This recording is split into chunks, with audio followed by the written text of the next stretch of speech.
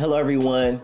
Welcome to Entrepreneurial Appetite. I want to thank you all for joining our special series on Black founders. And so we normally stick to the format of a book club. That has been our tradition, but we're branching out. We're doing different things. As you all know, this year, we are focusing on a series of events that deal with a particular topic. And so I have my good friend here, Neil Tanner, who I think can offer insights and wisdom as someone who is in the midst of the grind of like building their tech business, right? And so this is before getting major seed funding or before getting all of the things that we hear about founders and their what we believe to be their successes.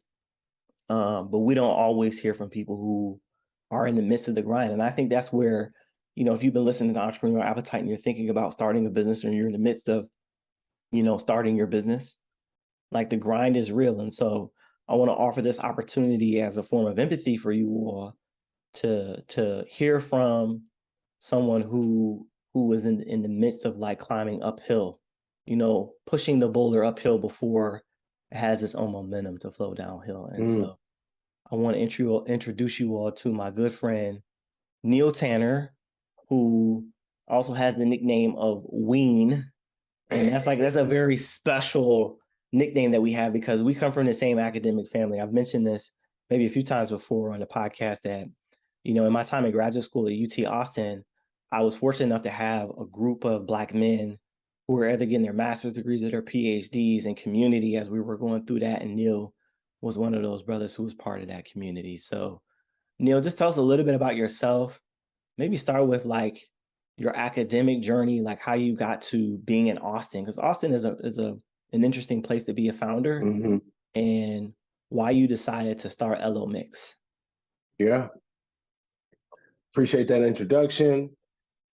I grew up in Arlington, Texas, and originally grew up wanting to be an Aggie. I wanted to go to Texas A&M.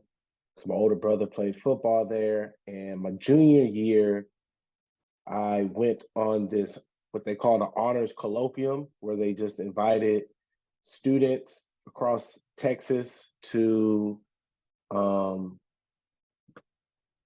see what UT was like. And I learned about UT, or I got more familiar with UT through that trip, learned about the business school and committed to doing that. So got into UT, and that's what brought me to Austin. I was a business major in undergrad, and that was fueled by just having an entrepreneurial appetite. I seeing my older brother who was a serial entrepreneur in different industries, and learning about other people in my family who had, certain businesses. My grandfather on my mom's side had a record business. He owned his own label, blues label. So just hearing those type of stories always kind of inspired me to be an entrepreneur. Came to UT, and coming to Austin is really what got me into music. I mean, music was always a major part of my life, but Austin being the live music capital of the world, and particularly attending South by Southwest, that really opened my eyes to just the careers and entrepreneurial opportunities that exist in the music industry. And I think going to a school like UT, going and business school like Macombs, usually you're pushed into a more traditional field, but those two elements of living in Austin and South by is what got me open to doing music. And after I finished my undergrad, I got a master's in cultural studies and education.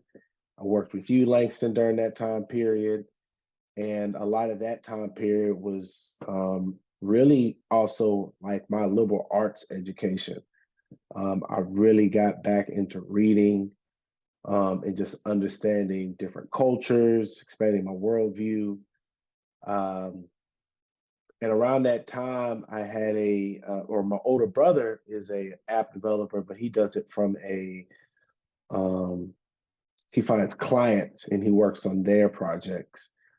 So around this time, my brother was getting more into that. And while I was visiting him during spring break, I got to kind of see what he was doing. And I around that time, just the idea of Ellomix kind of came about. I started noticing people trying to find different ways to share their music. So I was getting texts from people with different music they were listening to, whether it was a YouTube link or Apple Music link. I saw people taking screenshots of music that they were listening to and posting on their Instagram. I got started getting invites to group me's that was solely dedicated to sharing music. And that's where the whole idea of music social media came about. And so instead of continuing my education, I finished doing my master's, but had to make a decision of, do I pursue a PhD or do I pursue this entrepreneurial endeavor? And I made the decision to see where this app could take me. And the first stop was I moved out to LA for a year. And in that time period, I worked with my older brother, who has an app development firm. Learned a little bit more about the project management side and design, and that's also the time period where I started making what people call wireframes. So drawing out what every single page on an app looks like, what each function does. It's very tedious, takes a lot of time. And so that was really when the work started.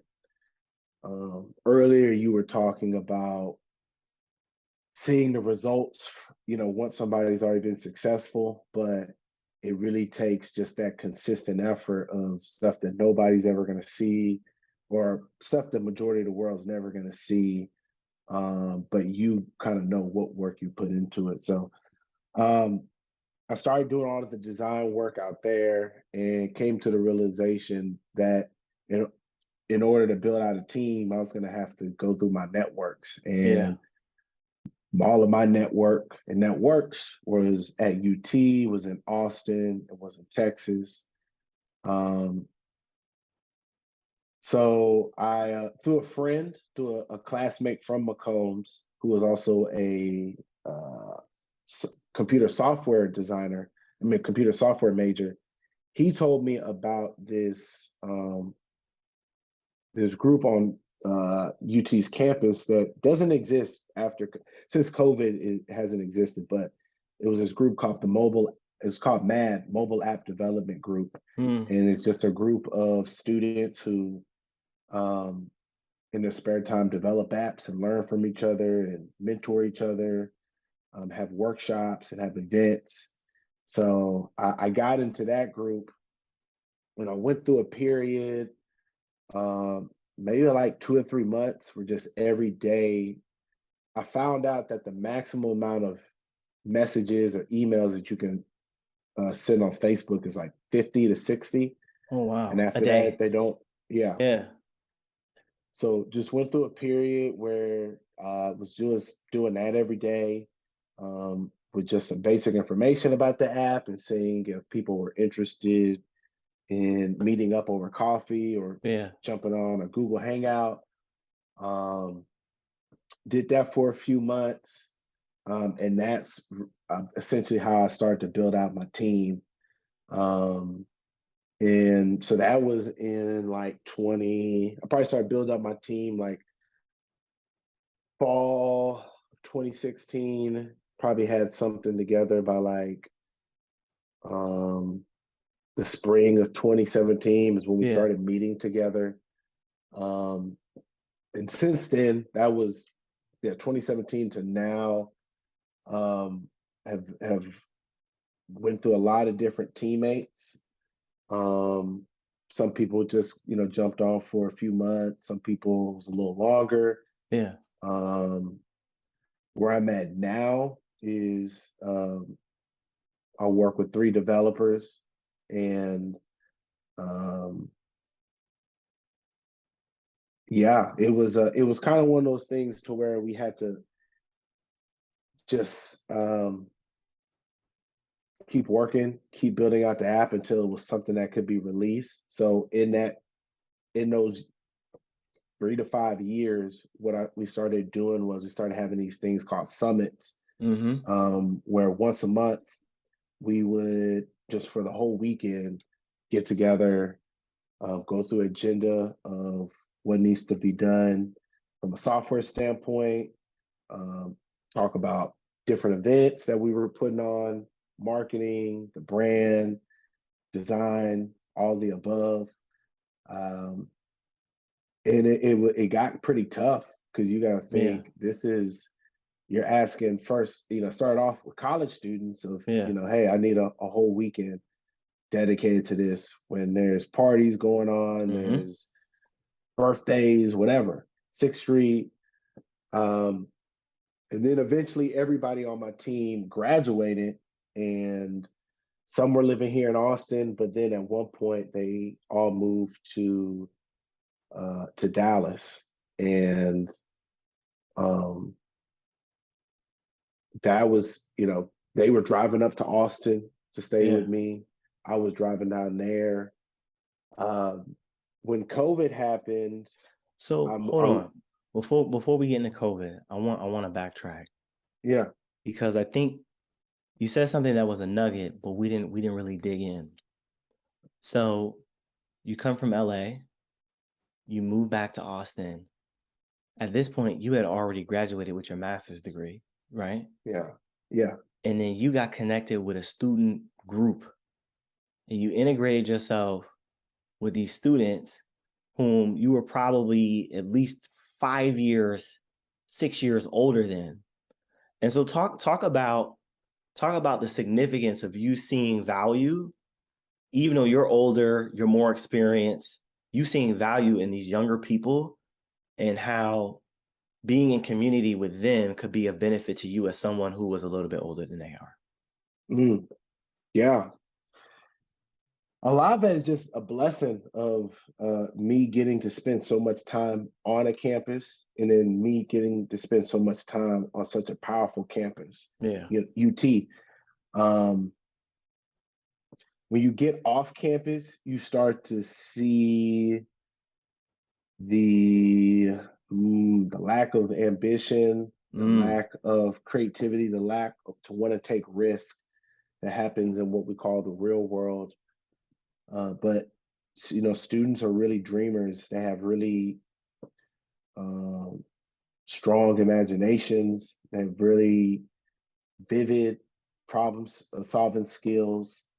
Um, and yeah, but yeah, me, the 5 years of me being an undergrad, the 2 years of me being a grad student, me studying education, me learning about what role an institution plays in developing a city.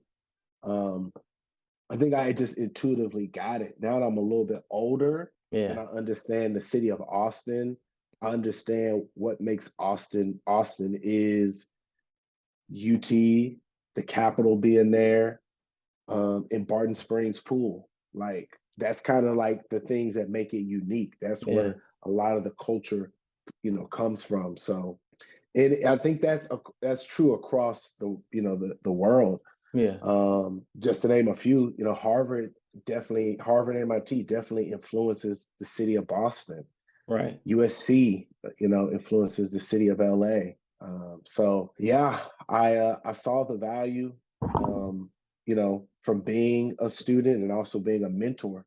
I see the value. So I guess So, that is kind of unusual, but yeah. yeah, because one of the things, like you're a millennial, right? And one of the complaints, I'm a millennial too, but one of the complaints that we have is that older people won't get out of the way, Hmm. or that it's either that older people won't get out of the way and allow progress to happen, or older people aren't creating space and allowing for pouring into the growth of people who are younger than they are.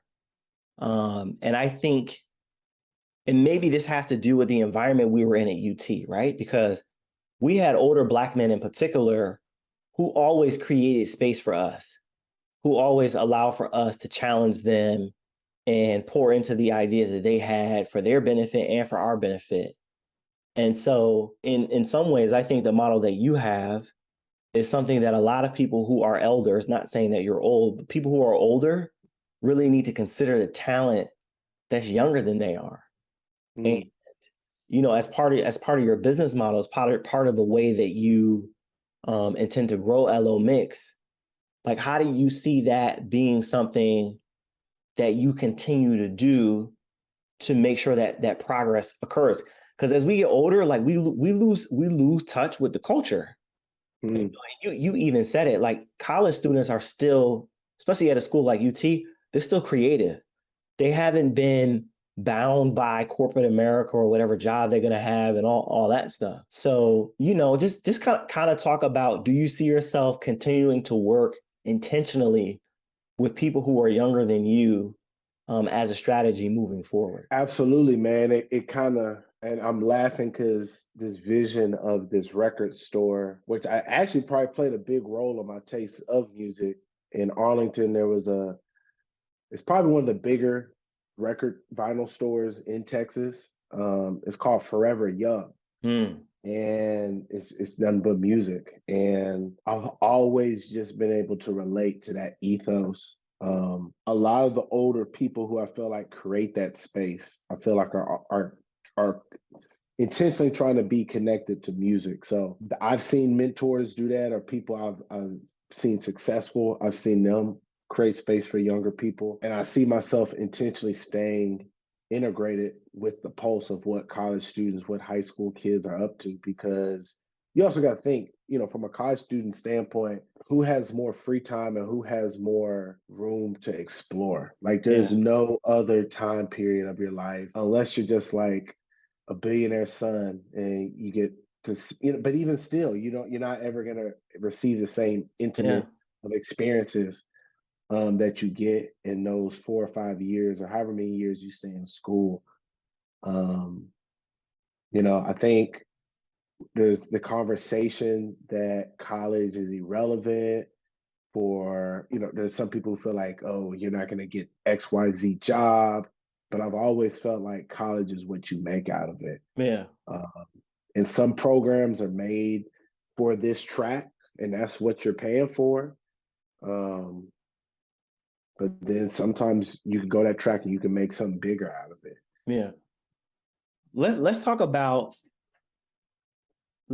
your personal evolution. Okay. So I think I first encountered Neil maybe my first or second year in a doctoral program at UT Austin. I didn't know who he was. I didn't know his name, but Neil had an aura about him.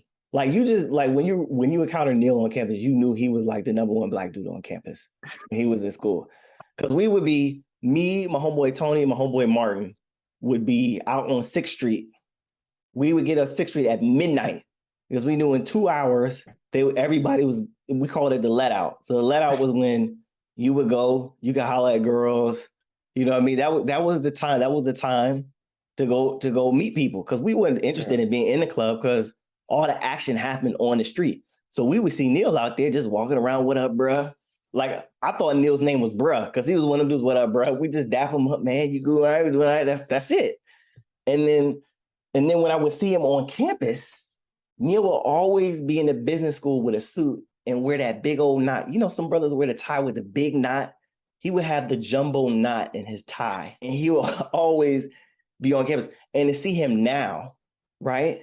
So Neil is like, he's an earthy Kappa, right? And so this is the other side of the pretty boy coin, is he's real earthy. So talk about how your own personal evolution, right, has influenced your ideas about Ellomix, and how does that relate to your passion for music? Mm. That's a great question. Well, music is education. So, and I think one of the biggest things, you know, when people don't understand hip hop, a lot of it is because they don't understand the culture that created it, that supports it, that sustains it. There was a time period where I felt like that about country music. And growing up in Arlington, I had some friends who would go out to a lake house and we have a great time, you know, 4 days out in the country, and all they would listen to is country music. Mm. And it took those experiences for me to understand the appropriateness of country music, where it came from, who it was made for, who sustained it. So that's what music has done for me, is with all the different genres, which really I feel like I've been able to connect with so many different type of genres because I understand that everything really, the Negro spiritual and blues and jazz is really, you hear that in every type of music that's played on the radio, Yeah. just popular music. So I've been able to connect that to reggae, to country music, to pop, to electronic music, the folk. And so in that process, I'm also learning about different subcultures. I'm learning about different communities across the world. And I think a lot of that has been influenced by my traveling. Yeah. Talk about that. You know, traveling definitely opens up your worldview, opens up different portals inside of you. I think the same way you're physically traveling to different places, you're also doing that internally. I think a lot of my transformation probably came after my first trip to China, which was after Mhm. my senior year. Started learning more about, you know, yoga, meditation. I started getting deeper in my relationship with God. Started going to church more. Started going to, you know, what you would call miscellaneous church events, Bible study, started reading more, started writing. And yeah, I think that's just kind of who I went from pretty boy Neil, and I'm still pretty, but you know, into this earthy kind of person. You know, I think a lot of it is also connected to what was going on in the 60s and why people were so intentional about their appearance. I think it's very important for Black people to be able to associate and identify with different peers, different leaders. Um, I think it's very important for us to be our full, unapologetic self, which is really one of my biggest motivations in wanting to give this and everything I do my best effort, is knowing that a lot of times, whether I'm the only Black person in a situation, I'm like, this is what people's perspective of Black people is going to be after this. And then Mm. also knowing that my mobility enables other people to be mobile and have opportunities, um, that we should have been had, but we're having to earn a different way. So yeah, I think I'm comfortable with myself, and I'm growing to be more and more comfortable, but also at the same time always trying to push myself outside my comfort zone, Yeah. which, you know, I'm doing with the app, I'm doing with the events, um, I'm doing it with the effort I put into it. So let's get into the nitty gritty of what is Ellomix? What is the app? How is it different from Pandora or Spotify or Google Music or Amazon Music or all those other apps that may exist? Was it Tidal, Jay-Z and Beyonce's Tidal? Mm-hmm. What makes Ellomix unique? Yeah. So a lot of those, for a easy way, a long way, short way to explain it is Instagram for music, Mm. is music social media. It's not a streaming platform, but it's a music social media platform. And our goal is to integrate all these other streaming experiences into one space. So we're not trying to compete with Pandora, Spotify. We're just trying to make it easier for people to share their music according Mm. to whatever Yeah. platforms they're using with their friends. Yeah. And on top of that, to actually build a physical community, which I think post COVID is so essential. I think in the digital age is so essential. Something that I was fortunate to experience, you too, was Facebook. Facebook uh, was integral to my college Yeah. experience, to meeting people, to knowing when events were. I mean, that was how we did stuff. So I'm wanting to create a physical community through this app, so that it's people meeting each other digitally, but then it's also people meeting each other at our events. Yeah. So I just had our launch event. It's called Alchemy, and it's we've put together about three of these UT music student showcases, but for this one we actually launched the app. And essentially, Alchemy, the art, which is our music events, is a platform for UT musicians from all different genres uh, to showcase their talent. We help with the promotion. We set up the stage, we set up the sound, and we try to create really, really dope music experiences that people don't forget. Yeah. And that's also a major part of Ellomix, and what really distinguishes us from other people is we're not just some people behind a computer making an app. We're music lovers who live, eat, and breathe it. So really what you're creating is not just an app for people who consume music. You're creating an app for people who are music lovers. And I think that's a distinguishing point worth noting. Talk about the diversity of your team, Mm. right? So how is your team diverse? What does the diversity look like? And if so, how and why is it important for you as a Black founder to be thinking about having a diverse team?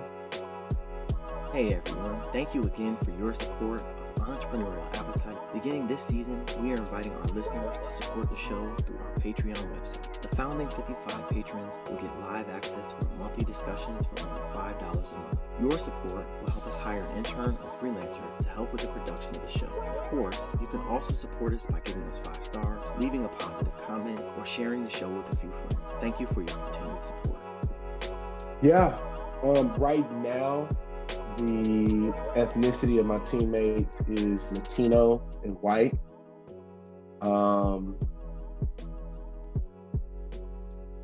Which kind of covers the board from race. I've worked with other races before, but as far as like my actual team now, that's it.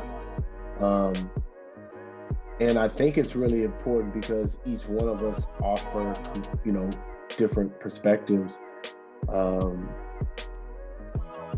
Kevin is from Corpus Christi, so he understands the experience of brown boys in the South.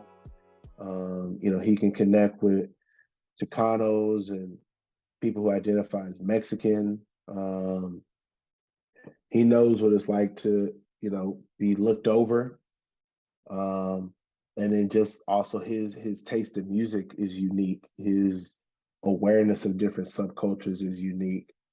The other teammate, he's kind of moved around, but he's kind of from rural West Texas. Doesn't have that type of, you wouldn't, if you met him, you wouldn't think that, but, grew up in Arkansas, so he's aware of, the integration, that being one of the first places where public integration comes from. He's a jazz musician. So he has a very wide taste of in music, and can understand and appreciate different races. So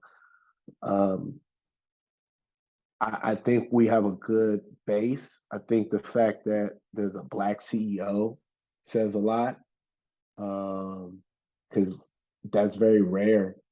I think a lot of times if it's just a Black, most times it's a Black leader, most of the team or all the team's going to be Black, but that's also depending on what the product is. But I definitely would like to get more women involved. And I have had some women help with some of the marketing components of the app. Um, but also want to find, quality people, because that's something that I think as Black entrepreneurs, what's the word? We have to know that the stakes are higher Yeah. and people are expecting us to slip up. So I always kind of have a healthy chip on my shoulder in that case, and not make people think that, oh, he just has anybody doing this. I want to be able to show that I have quality teammates. Um, and just speaking on Black diversity, I think a lot of times people think it's hard to find Black talent, but it is a skill, as in regards to just you being able to navigate different landscapes. Yeah. If you want to know what's popping at an HBCU, people from HBCUs or Black students know where on campus to go. Yeah. That somebody who's just completely foreign to the idea. So um, there's Black talent in every single occupation, um, but people just don't know how to navigate it. They don't know how to attract that somebody of that caliber. But Yeah. diversity is critical. So talk about where we ended before we pivoted. Before you were talking about where you are now in Mm-hmm. 2022. And so from having to move to Los Angeles with your brother, moving back to Austin, doing these micro events, like what are you doing now with Ellomix in Austin?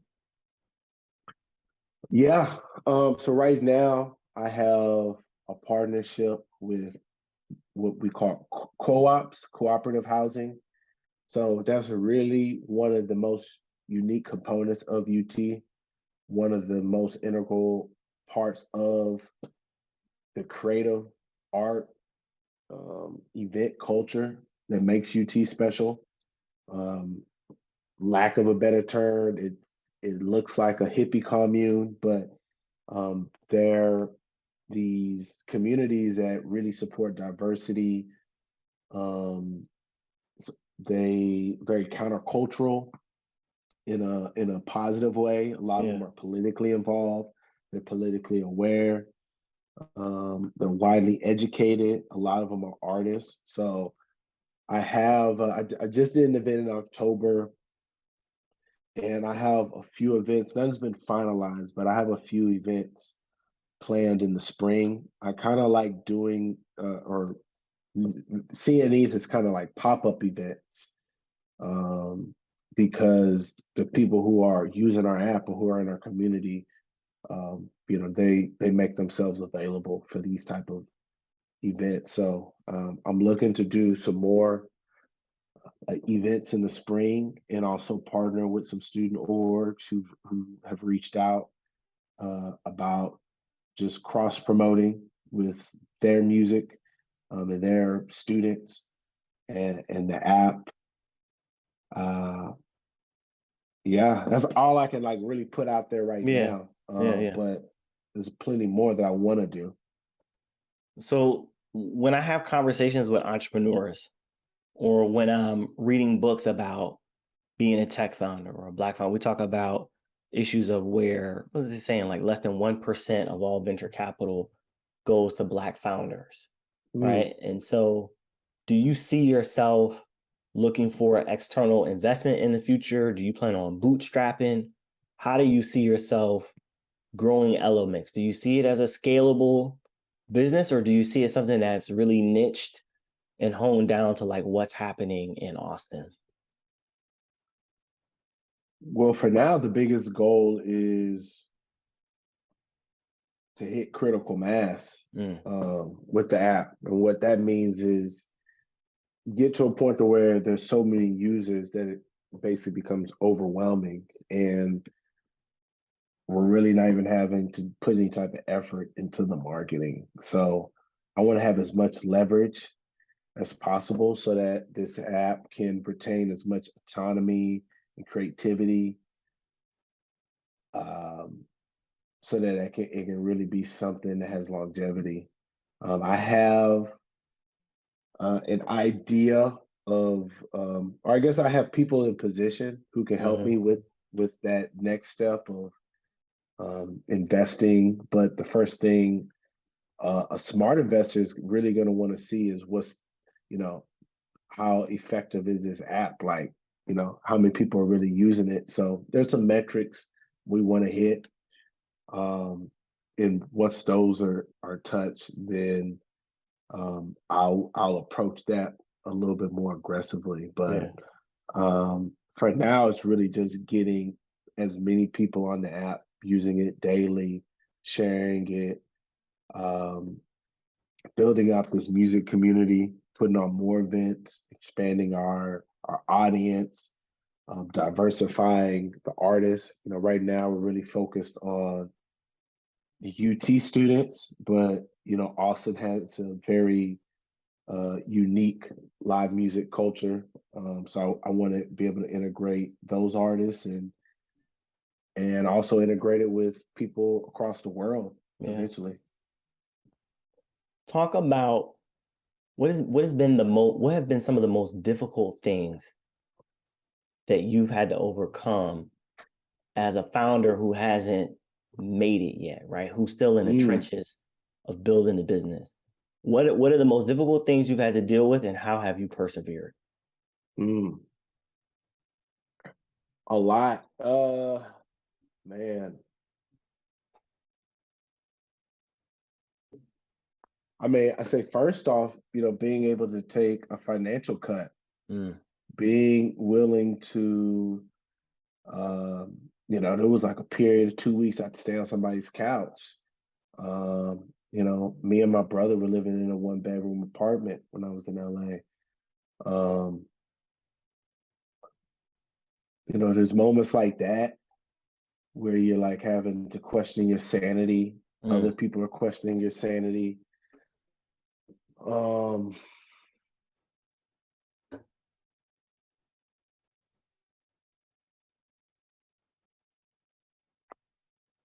uh, Being disappointed, and this is stuff kind of early on. yeah, I'm kind of going through stuff. Uh, Being disappointed by people. Steve Harvey talks about the biggest way to kill a big dream is to tell it to a small-minded person. yeah, And small-minded might not even be the most appropriate word. It could just be regular-minded. yeah, Because he talks a lot about how you can't expect somebody else to understand your dream and your vision because God gave it to you. mm, So I think early on, I had to learn to be cautious and strategic about what I shared about what I want to do with Ellomix. And I saw all of them as blessings because it just taught me how to discern certain situations yeah, a lot better. So having some early on disappointments, um, and that will never stop. I think anytime you're trying to do something innovative, no one's ever going to see eye to eye with you until it's yeah, done. But it was really just the day to day, the period where during COVID, where I was at home living with my parents, um, even though there was some comfort, being around my parents during COVID and all that, that's not where I wanted to be. mm, And being motivated to work on this every day, being motivated to, drive 45 minutes to Dallas to meet with my teammates, even if it was just for an hour long, the summits. Um, it was a weekend affair. So doing that on the days I didn't want to do it, or doing it on never, I always wanted to do it. Doing it on days where I didn't have the energy or I wasn't yeah, as perky. yeah, Um, but every day I would just get up on those days that I needed to be there, I'd get up with a certain determination. And once I got there with my team, everything was cool. But it's really just the sacrifices, just the yeah, small sacrifices, not going out. But it's really all been kind of a blessing. It's really protected me from just wasting a lot of time and just going kind of in the same circles that our peers do. And completely eliminating FOMO. Yeah. One thing I think that people sometimes assume maybe about founders. Let me take that back. The question I want to ask is, how are you navigating working and founding at the same time? Mm, Because one of the things I get from a lot of employees, there a lot of not employees, but entrepreneurs. One of the things I get from a lot of entrepreneurs is that they're like, yo, I just couldn't work for somebody else. Like I couldn't do it. mm, Like there's an itch in me where I just couldn't sustain myself if I had to work for somebody else. And I mm, don't know if you're that type of person, but to be an entrepreneur, you have an itch to do your own thing and whatever, mm, however like deep you are in that spectrum of like needing to do your own thing, whether that means you're totally independent or still working, side hustling, whatever. How are you able to like mentally and spiritually work for somebody else while at the same time working on your own thing? mm, mm. All right, well, I'm gonna say this disclaimer. You probably gonna have to edit some of this depending on when this is released. Okay. Release. I'm gonna go off script. Um, yeah, it's very tough, man. And that's why there was periods of my time. I mean, it was periods where I wasn't working, and all I Mm, was working on was Ellomix. Um, right now, me working for South by is literally the most appropriate job I could have. Um, or the company is the most appropriate. Um, the experience is extremely relevant because I'm learning how to put together world class events. Um, I'm engaged because it's music related, and then just the fact that I have an organic relationship with South by like yeah. is truly a blessing. And I had to kind of suffer to get here. I had to go, shoot, I'll go back to the job I got fired from. Mm, The job I got fired from, a big part of it was Ellomix. Um, even though I I was completing my job to a satisfactory level and I offered a lot to just the department.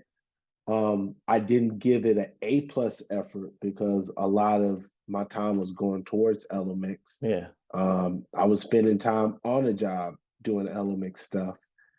Um, and so I wasn't at my A+. I think as a black man in any working environment, if you're not on your A game, you can get fired. Like, Yeah. don't ever think that that's not possible. So I learned from that. I actually got fired the week I was putting on an event. Like Mm, I had an event that Friday, showed up to work Tuesday, got fired, went home, and was like, "Hey, I got to finish putting this event together." So that was a good lesson because it taught me what being fired felt like. yeah. And that supervisor, I could look her in the eye and hug her, because it led me to the job I'm at now because I wasn't happy to be there. And I wasn't, that wasn't where I really need to be. The job I'm at now, I think is, like I said, it's probably the most appropriate job. A lot of people at South by have side hustles. They do, and a lot of them are vocal about it. But two things I always keep in mind: I'm black, so I still just I play by different rules, because whether somebody acknowledges it, I can make I'm aware that there's certain biases that somebody might come off with me, whether it's uh I intimidate them or Hmm. they feel like I'm a diversity hire, just even if it's just the Yeah. smallest bias. I Smallest know little that thing. that's Yeah. so I'm very careful. I haven't told nobody about Ellomix. If somebody asks, I'm not gonna deny it, but I'm also not gonna give them, too much information because I know at the end of the day, the truth is if you're working on something else, that means that's time away from the goal I'm asking for you to accomplish. So um, I'm always very aware, protective of it. I think it's very tough to do both. because you're having to protect your energy. And you're kind of also having to close yourself off to, for me to be able to, in my off time, do Ellomix well, I have to try to give myself an edge. Yeah. 30 minutes here, an hour here over time makes a big difference. So I don't, I'm not going to the social, to the happy hour on a Tuesday. If I can miss this event on Thursday evening, I'm not going to go to that. And then when people ask me what I got into over the weekend, I'm kind of protective about. I'm not telling them, hey, I was working on this app that I'm hoping can one day, be the #1 app in the App Store. Yeah. Like I'm just not opening myself up to that. Yeah. But I also know God can help, through any person. So I'm always open to the help. And I'm also kind of always kind of scouting of like, all right, who's somebody who I could see myself in partnership with. But it's tough, man. I think to make it work, you gotta make some major sacrifices. You can't have a lot of free time if you're Yeah. doing two businesses. Yeah. Unless it's just something that's really easy that makes sense, like you work for a real estate company and you're doing some real estate stuff on the side. Like unless it's just like and you're not trying to make it something a multi-million-dollar business or whatever, that's doable. But I have an older frat brother who is a attorney for startups. One of the things he told me is people aren't going to give you money until you're doing this full time. Like they Yeah. need to see that you're committed. Yeah. So he's like, there has to be some level of desperation. Like every founder hits a point of desperation, Yeah. where they just take like a leap. So yeah, All right. At some it's point you're gonna tough. take that leap. Yeah. So, you've been a guest, right? You've come to some of our discussions before. We initially started as a book club. And so the last question I always ask people, even though we didn't have a book discussion, is what are some of the books that you are reading right now? Mm. And or maybe just a book in general that you would suggest to the audience to read. Mm. Listen, every time I go to this brother's house, he's like, yo, did you read this book by Gandhi? Yo, you need to read Gandhi's autobiography. Did you read Nelson Mandela's autobiography? Bruh, you gotta read Nelson. Like, this brother got books with like deep philosophical, world-changing individuals. So this is a good question for Neil. Yeah, this is spot on. I'm gonna give you a few. I'm currently reading the autobiography of Haile Selassie. Mm, So I guess the last sovereign emperor of Ethiopia. Um, Originally, I think most people know about him through reggae music, Rastafari, Rastafarianism, mm, which is essentially kind of centered around a lot of his life and his leadership.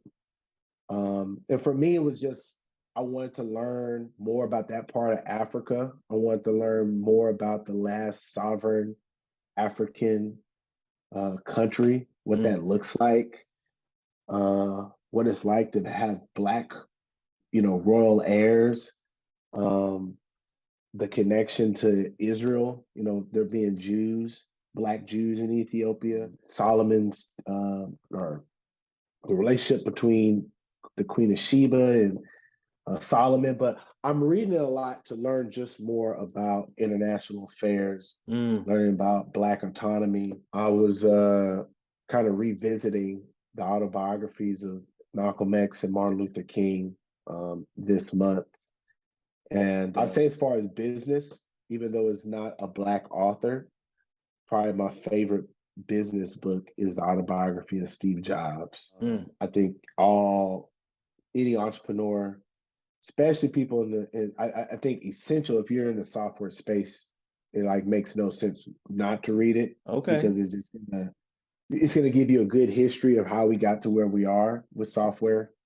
But for entrepreneurs, I think Steve Jobs really sets a good example of just never being content, because you see that a lot with entrepreneurs. It just becomes about making money, Yeah. or keeping the status quo. Mm. But for him, he was willing to risk failure and was devoted to making Apple innovative, even in his last days, where he's, you know, 100 and some pounds, struggling with what would eventually take his life, going up to the office in a wheelchair, being brought in through the secret elevator, like just reading about somebody's dedication to their craft. Yeah. It was very inspiring to me. And I read that at the beginning of my Ellomix endeavors, and have learned to follow my intuition and just be open to new experiences like the book illustrates. Yeah. All right. So, Brother Ween, Neil Tanner, thank you for joining this conversation with Entrepreneurial Appetite. And just so the audience knows, we are recording this in, what month is it? It's December. It's early December. And it's not going to come out until later, maybe in the spring of 2023.